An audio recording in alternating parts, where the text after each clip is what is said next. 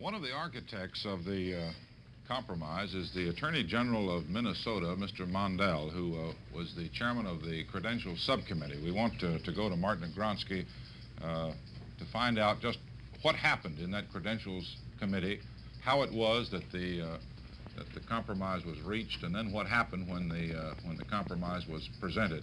Martin?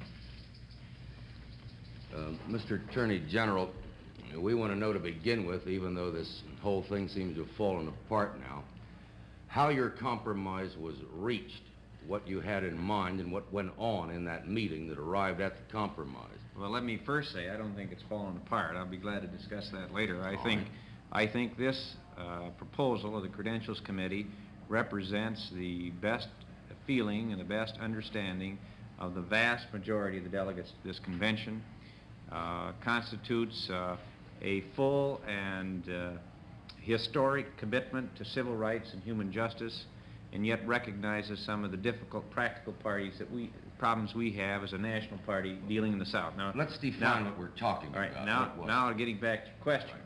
How was this compromise arrived at?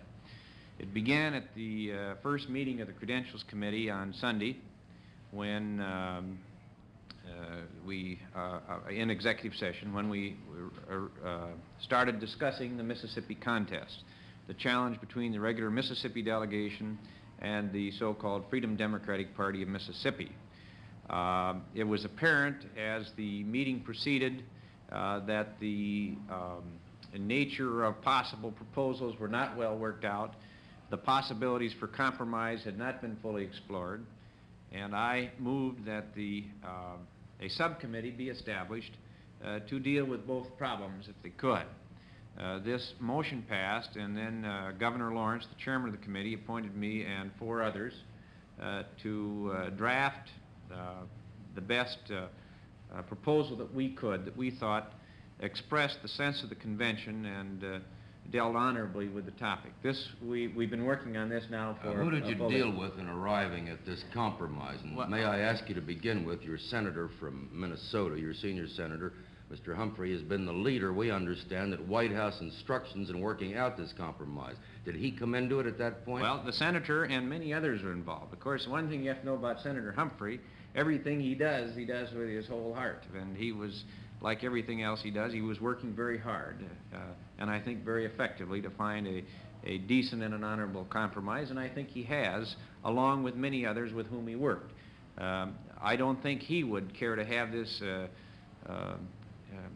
characterized as a Humphrey proposal, because indeed he and many others, leaders from the South, leaders from the North, leaders who weren't delegates in the Freedom Democratic Party, or at least persons who were representing them, all combined to discuss and work our way slowly into what I consider to be a consensus that was adopted today by the Credentials Committee. Were you or were you not in constant touch with the White House on this? We understand no, that President Johnson... No, I was not.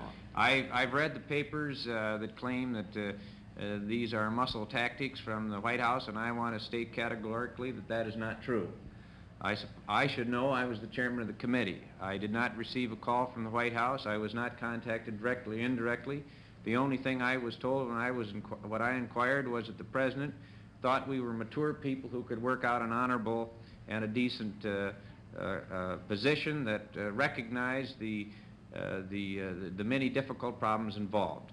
And this is the spirit that the committee used in attacking the problem, and I think those stories are misleading. I'm not saying the president wasn't concerned, because I think he was, but he did not seek to direct our deliberations. Well, we understand that Senator Humphrey was in very close and constant touch with him, and that he was, in fact, delegated by the president to try to bring this thing together. You'd have to ask the senator about that. Okay. I don't know. All right. Now, then you worked out this compromise, which consisted of? Well, one, it requires that before any member of the regular Mississippi delegation may be seated as a delegate, he must sign an assurance that he will support the regular Democratic ticket. So-called loyalty oath. Yes, it's the term is assurance. Secondly, for the first time, and this is what I think is such a profound victory for the forces of human rights, for the first time in the history of this very old party, We have a rule, the law of future conventions, that requires that our parties be open and non-discriminatory. I think it is an incredible victory in this. For the future. That's right. For the next convention. That's correct. And in order to make certain that it's not a dead letter rule, we have established, or we hope to establish, this implementing commission to work with the states toward full achievement and to report back to the next convention. And finally, we offered the Mississippi Freedom Democratic Party delegates a position as guests along with other delegations that were not seated, and we took the unusual and action of seating 2 delegates from the Mississippi Freedom Democratic Party. And I'd like to say something right here because I think delegates at large. Delegates at large, that's right. Not members of the Mississippi delegation. No, they are delegates at large. And they are to be seated by the chairman of the national chairman or the chairman of the convention. I'd like to say one thing that I think is critical. In my whole career in public life, I have considered myself a strong civil rights advocate. Incidentally, in Minnesota, I was the chairman of the fund drive to help the Mississippi Project. But as a lawyer, I was deeply bothered by the attempt of the Mississippi Freedom Party to characterize itself as a party. I'm persuaded that their basic appeal, and it's a strong and compelling one, is as the symbol of the protest of all Negroes and all decent Americans who resent discrimination. But they are not really a political party. They try to characterize themselves as such, but in my personal opinion, they did not succeed. They are a protest movement, and we thought that because of the compelling nature of their moral appeal, we should take this unprecedented step of seating 2 of their magnificent leaders. And I think that this is a compromise that every decent, responsible civil rights leader ought to understand is a great victory.